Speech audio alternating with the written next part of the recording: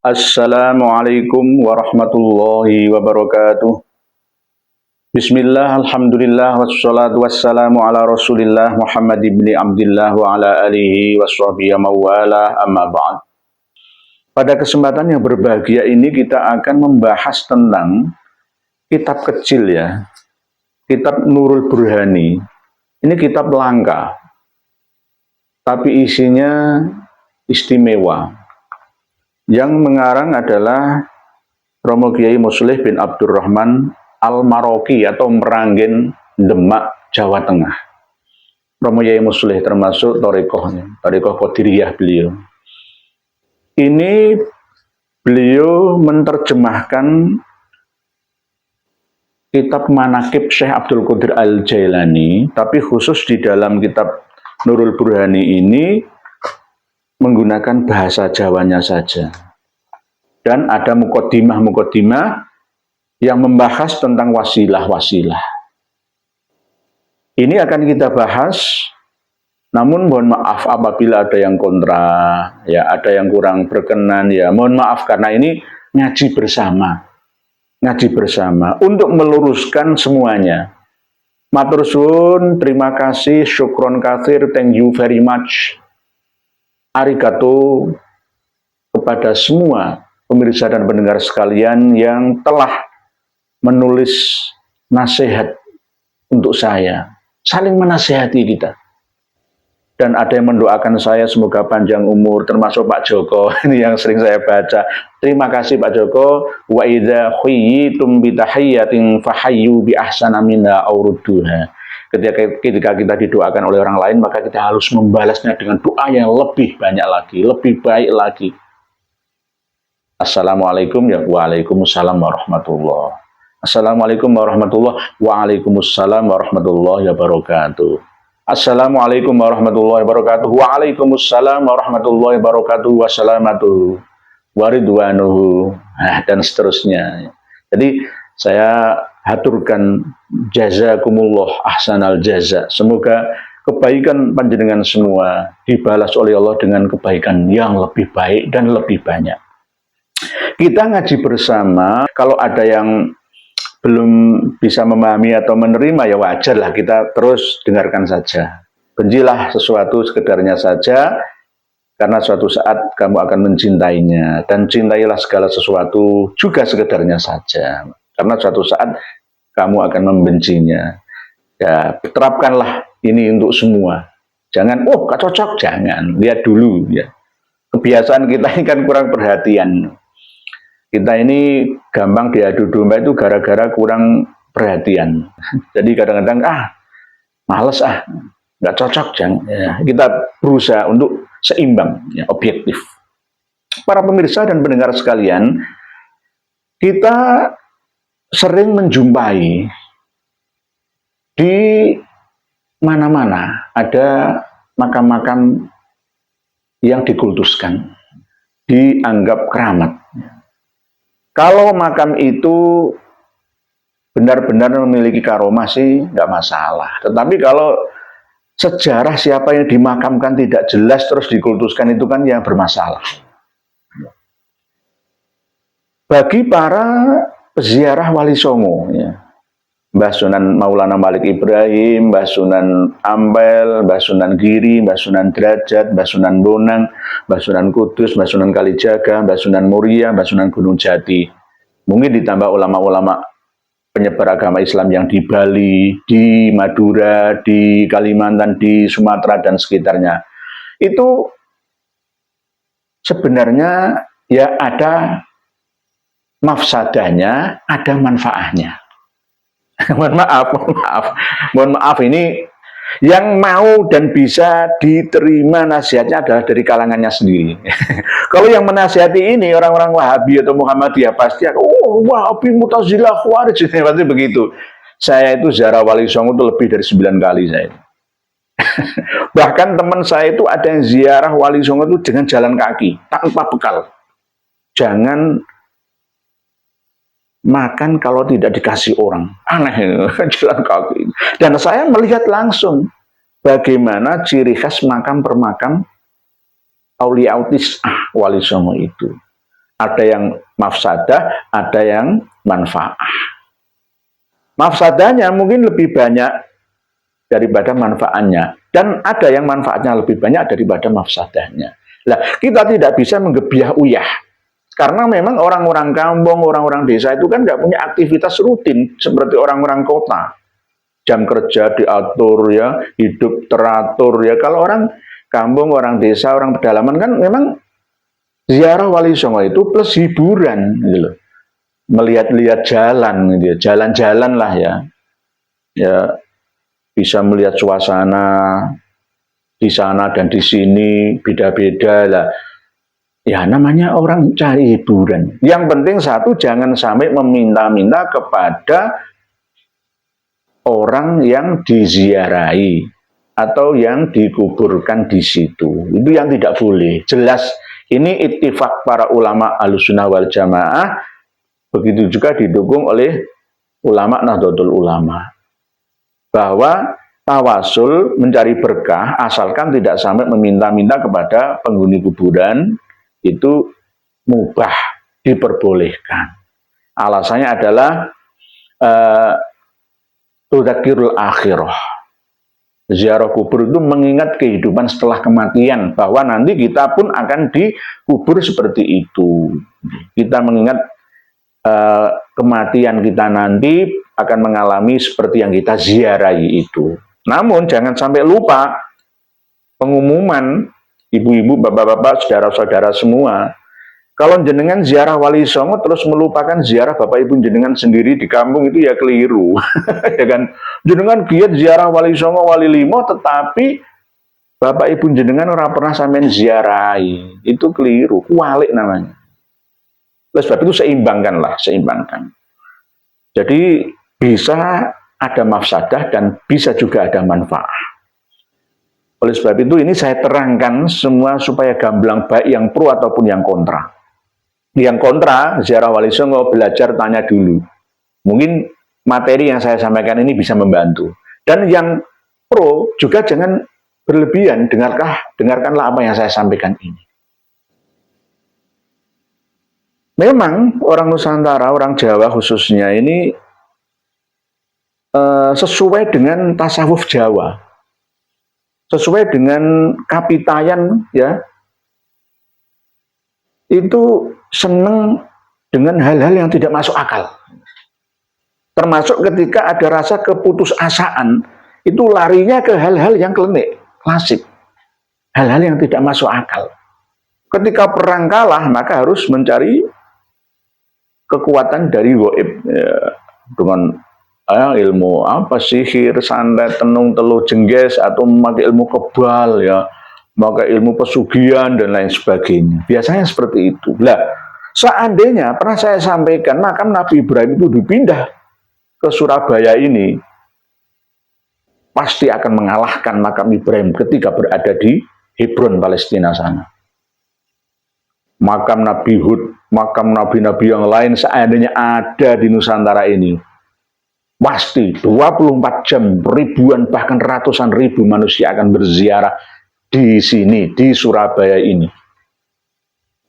Wong makamnya Mbah Sunan Ampel Said Ali Rahmatullah saja 24 jam tidak pernah sepi dari berziarah. Nah, ini yang ada di Indonesia, yang dialami oleh umat Islam Indonesia, arus bawah ya, mohon maaf, arus bawah, ini memang begitu.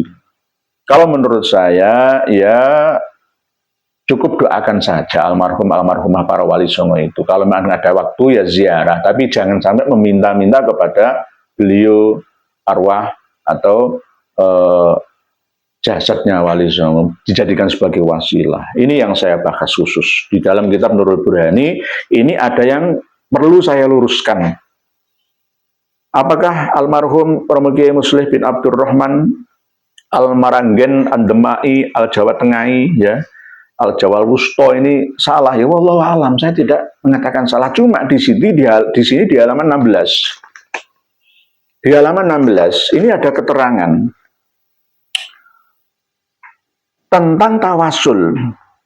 Arti, maksud, tafsir dari tawasul ini seperti apa? Apakah tawasul itu menjadikan selain Allah itu sebagai lantaran atau bagaimana? Ini masih rumit. Mungkin sampai kapanpun ya, diskusi tentang tawasul ini ada yang merasa paling benar dan ada yang tidak benar. Dan terus akan terjadi perdebatan. Kalau memang tidak ada titik temu, ambil jalan tengah. Keluar al-khuruj minal khilaf mustahab. Keluar dari khilafiyah itu dianjurkan. Ya jangan dilakukan. Enak gitu. Daripada ruwet, ya, bulet, ya, rumit dan sulit, ya lebih baik tinggalkan saja. Ini utawi hadis tawasul kados toh dawuhipun Rasulullah sallallahu alaihi wasallam, idza tahayyartum fil umur fasta'inu min ahlil kubur. Ingkang artosipun nalika padha kebingungan sira kabeh ing dalem pira-pira perkara, monggo nyuwuna bantuan sira kabeh kelawan setengah ahli kubur. Saya terjemah bahasa Indonesia. Hadis yang berbunyi idza tahayyartum fil umur fasta'inu min ahlil kubur, yang artinya ketika kalian kebingungan dalam masalah apa saja, maka memintalah bantuan kalian dengan wasilah perantara sebagian dari ahli kubur. Ini bahasanya sedikit saja meleset, maka jatuhlah akidah kita. Oleh sebab itu ini bukan hadis. Semisal Syekh Al-Albani itu ini bukan hadis. Bahkan di hadis sahih Bukhari dan Muslim, ya ini saya tidak menemukan redaksi hadis ini. Idza tahayyartum fil umur fasta'inu min ahlil kubur, ini bukan hadis. Mungkin ini pendapat ulama-ulama Syiah. Saya cari kemana dan di mana-mana, nggak ada. Padahal redaksi hadis ini dianggap hadis lah ya. Loh, ini maudhu palsu. Sudah kadung dipasang di gapura-gapura makam. Saya kemarin melihat sendiri. Dan dipasang di makam-makam keramat. Hari Ahad kemarin saya melihat sendiri. Kalau saya tidak terjun langsung di lapangan membuktikan, sama dengan bohong. Dan tulisan itu masih ada. Idza tahayyartum fil umur fasta'inu bi ahlil min ahlil kubur. Ini sangat berbahaya. Berbahaya. Karena nanti akan menjauhkan umat Islam dari akidah yang benar.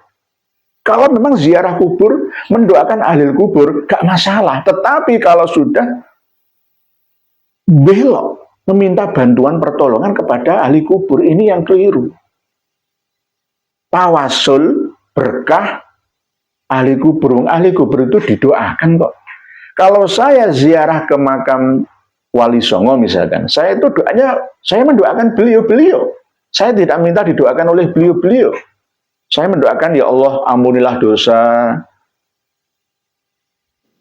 almarhum Mbah Sunan Maulana Malik Ibrahim, Mbah Sunan Ampel, Mbah Sunan Giri, Mbah Sunan Derajat, Mbah Sunan Bonang, Mbah Sunan Kudus, Mbah Sunan Kalijogo, Mbah Sunan Murio, Mbah Sunan Gunung Jati. Allah, berikanlah maghfirah kepada beliau-beliau ya Allah, dan terimalah amar perjuangan beliau-beliau ya Allah. Dan jadikanlah kami mampu meniru semangat perjuangan kebaikan beliau-beliau ya Allah. Ini doa saya seperti itu. Sederhana saja. Dan bahkan ketika di makam Mbah Sunan Giri, itu berlebihan. Di makam Mbah Sunan Gunung Jati juga berlebihan. Harus seperti sowan antara kawula dengan rojo. Berangkang, rojoan. Bahkan makam dihiasi, diubupi dengan wewangian yang berlebihan supaya kelihatan sakral, magis. Nah ini yang tidak boleh. Nanti yang datang itu malah jin-jin, setan-setan itu. Jadi tempat pesugihan nanti. Khususnya, mohon maaf, para pengelola makam Mbah Sunan Gunung Jati, hati-hati, harus ditulisi, tidak boleh meminta kepada ahli kubur. Ziarah itu mengingat manakibnya yang diziarahi, sama seperti manakib Syekh Abdul Qadir Al-Jailani. Kita tiru kebaikan-kebaikan beliau yang kita baca sejarahnya, sirahnya, sirah nabawiyah, ya kita tiru Nabi yang kita pelajari perjalanan hidupnya, mulai dari lahirnya sampai meninggalnya atau wafatnya. Jadi kembali kepada redaksi hadis. Ini bukan hadis, maaf. Kitab Nurul Burhani halaman 16. Tolong ini dikoreksi. Siapapun, baik dari kalangan kiai ataupun santri, bahkan dari kalangan Wahabi Salafi sekalipun, sama-sama mengaji dan mengoreksi. Cari hadis yang berbunyi idza tahayyartum fil umur fasta'inu min ahli kubur, gak akan pernah ketemu. Saya sudah bertahun-tahun, berpuluh-puluh tahun, bahkan kitab ini langka. Saya cari kemana-mana gak ketemu. Kitab ini langka kalau kecil ini, karena ini sudah kadung banyak dipegang oleh para kiai-kiai Jawa Tengah dan Jawa Timur sebelah barat. Ini sampai-sampai saya tadi kasih contoh, dipasang tulisan idza tahayyartum fil umur fasta'inu min ahli kubur di tempat-tempat makam keramat, gapura-gapura makam keramat. Karena ciri khas khususnya saudara-saudari saya dari Jawa Tengah itu bingung golei sesepuh sing babat desa masing-masing. Wong kampung situ punya punden, kok saya juga harus punya punden. Akhirnya kalau nggak ada punden ya cari-cari punden sendiri. Ada yang sedikit gunduk kayak apa ya, gundukan rumah rayap gitu. Wah ini keramat, ini langsung dipatoi. Wah ini makam Sayyid Abdullah, makam Sayyidah Aminah gitu. Dan anehnya mereka itu rujukannya ke Mbah Habib Lutfi bin Yahya Pekalongan. Why? Karena Habib Lutfi bin Yahya Pekalongan wis pokoknya didelok apike wae, ya, asalkan di situ buat untuk ngaji, istighosah, tahlilan, wiridan, dzikir, wah itu baik, nggak apa-apa. Menurut saya keliru. Karena apa? Wong di situ tidak ada makam, kok dianggap makam itu bagaimana? Ini contoh kecil. Pengumuman buat warga Duan, Dusun Duan, Desa Sundoluhur alias Sunde, Kecamatan Kayen, Kabupaten Pati, Jawa Tengah, Indonesia. Pengumuman makam panjenengan yang ada di Duan itu, tolong dikoreksi lagi. Makam Sayyidah Aminah dan makam Sayyid Abdullah. Dari mana itu? Dari mana itu? Kalau nggak percaya, ayo digali bersama. Ya mohon maaf Gus, sesepuh itu mohon maaf. Kalau mau ziarah, ziarahlah ke makam Bapak Ibu panjenengan, Mbah Buyut panjenengan yang asli. Ada kuburnya, ada makamnya. Karena apa? Saya sendiri sering ziarah ke makam almarhum bapak saya dan mbah saya. Jangan sampai jenengan menuduh saya anti ziarah kubur. Jangan, menurut saya senang ziarah. Tapi ziarah itu adalah mendoakan kepada ahli kubur. Bukan minta barokah, minta tolong kepada ahli kubur. Ziarah kubur itu mengingat kita nanti akan dikubur.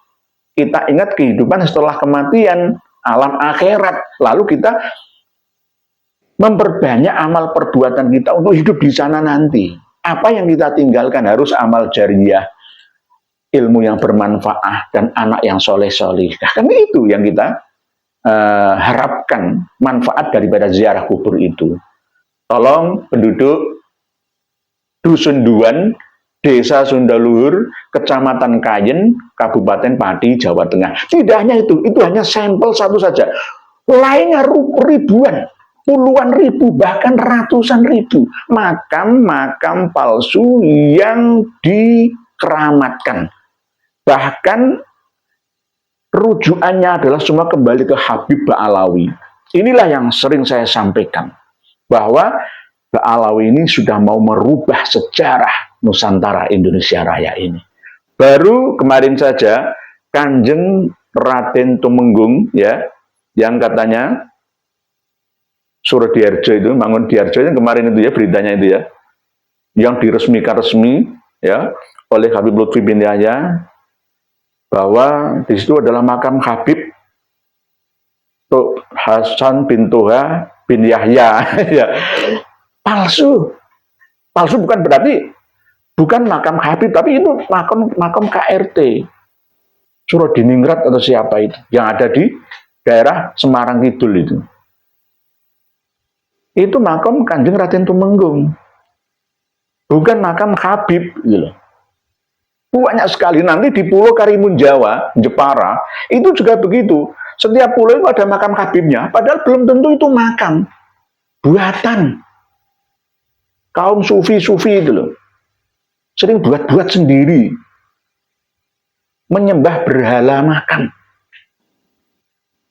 Oleh sebab itu, jenengan lihat di Saudi Arabia, adakah makamnya dihiasi mulia seperti itu, mewah seperti itu? Nggak ada.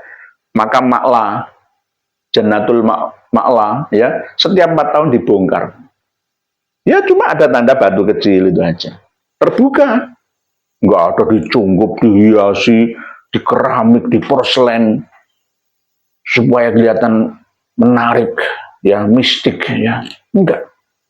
Kembali ke bahasan tentang makam keramat yang dikultuskan dan dijadikan sebagai wasilah sarana meminta kepada selain Allah. Ini yang keliru. Ayo kita hindari bersama, wahai kawanku, saudara-saudariku dimanapun. Marilah kita bangkit cerdas bersama. Jangan bingung mencari Tuhan di mana.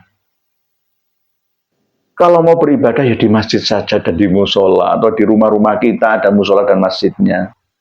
Nah ini kembali ke masalah yang kita bahas tentang wasilah.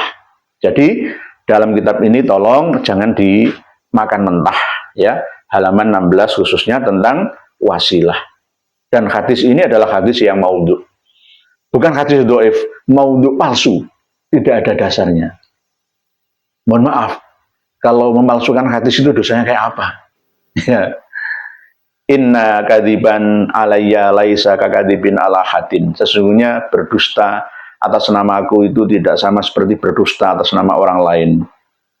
Man kadzaba alayya muta'ammidan falyatabawa maq'adahu minan nar. Barang siapa berdusta menggunakan namaku atas namaku, maka dia telah memilih tempatnya di kehidupan yang sengsara di dunia sampai di akhiratnya. Ini ngendikannya Kanjeng Nabi sendiri, bukan saya yang mengatakan. Oleh sebab itu berhati-hatilah kawan, ketika kita melakukan sesuatu yang sunnah malah justru akan melanggar akidah. Itu tolong dihindari. Kalau toh memang harus ziarah ya ke makam Wali Songo, ya monggo, tapi diatur niatnya para istilahnya pemandu ya, kiai-kiai ustadz dari kampung, dari desa-desa yang memandu ziarah itu harus benar-benar bisa mengendalikan niat para pengikutnya, jamaahnya, anggotanya, supaya jangan salah niyah yang aslinya wasilah malah menjadi melawan akidah. Dan kembalikan kepada asal tujuan utama ziarah kubur itu adalah tudzakirul akhirah, mengingat alam akhirat, mengingat alam kematian. Jadi kafa bil mauti wa'idun, cukuplah kematian itu menjadi nasihat bagi kita. Banyak orang yang mati setiap hari, setiap pekan, setiap bulan, setiap tahun. Di sekitar kita ada yang mati, tetangga, teman, saudara kita. Akhirnya kita ingat kita akan seperti itu nanti. Terus hidup ini untuk apa? Kita hanya gunakan untuk foya-foya, sombong-sombongan, tantang-tantang, hebat-hebatan, kaya-kayaan, untuk apa? Ingatlah apa yang akan kita bawa di sana nanti. Itu tujuan utama ziarah kubur. Lebih baik ziarah ke makam bapak ibu kita, mbah buyut kita yang sudah jelas berada di kampung-kampung kita. Kalau toh memang mencari barokah, ya jangan sampai berlebihan. Ya, wasilah dan barokah jangan sampai berlebihan. Wasilah yang benar adalah dengan amal soleh. dengan sholat kita, dengan zikir kita, sedekah kita, dengan mengajar ya santri-santri kita. Itu adalah wasilah, sarana, lantaran ya kita mendapatkan ridha Allah Subhanahu wa taala. Wallahu a'lam bishawab. Akhirul kalam. Wassalamualaikum warahmatullahi wabarakatuh.